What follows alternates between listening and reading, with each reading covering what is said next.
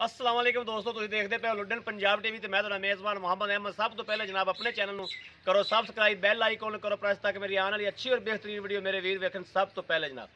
जनाब वीरा वास्ते एक बाखड़ी गां लैके आए जनाब, और चौलस्तानी है, थोड़ी जनाब जिसम तो कमज़ोर है, कपड़े थोड़े घट ने, लेकिन नस्लो बेनसल नहीं भी गां जनाब वीरां नूं विखावागा। और मईयां दे थण लगे ने जनाब गां नूं।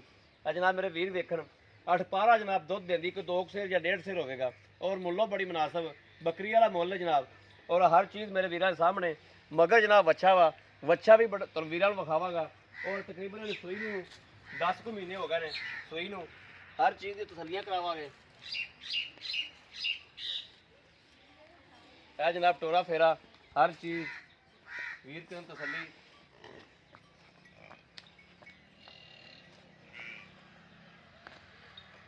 थन जनाब मुठ मुठ का थन, और सील साऊ बड़ी।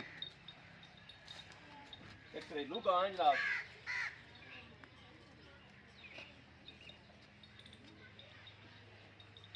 और आदे जान आए घर खलोती है। जनाब अच्छा भी विखाने वीरां नूं। है जनाब अच्छा वा 10 माह का है, या 8 माह का है, या 9 माह का, 11 माह का, बस इन्ना कोई है 10 तो 11 माह का। ते बाकी जनाब हर चीज़ कैमरे की नज़र है, तसली बख्श है। वाना छाना चेक करा दे मेरे वीरां नूं। थान जनाब मुठ मुठ का थान है जनाब, और मईयां तरह जनाब। और तुहानू मेरे वीर वेख लैन, तुहानू किड्डा किड्डा इधरों लिया के तसली सैर तो कराओ तुहानू जनाब मेरे वीर वेखन।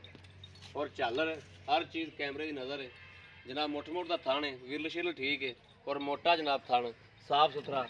और 8 पारा जनाब 1.5 सेर या 2 सेर दुध होगा। तो फंडर है, नवी शवी कोनी हुई, अगर जांदिया भावें हो जाए इत्थे जनाब कोई नहीं हुई। आ पट्ठा मेरे वीर वेखते पे ने, खरानी च पट्ठे है ही कोनी। दे इन्हें खाना की ते जान की बननी है।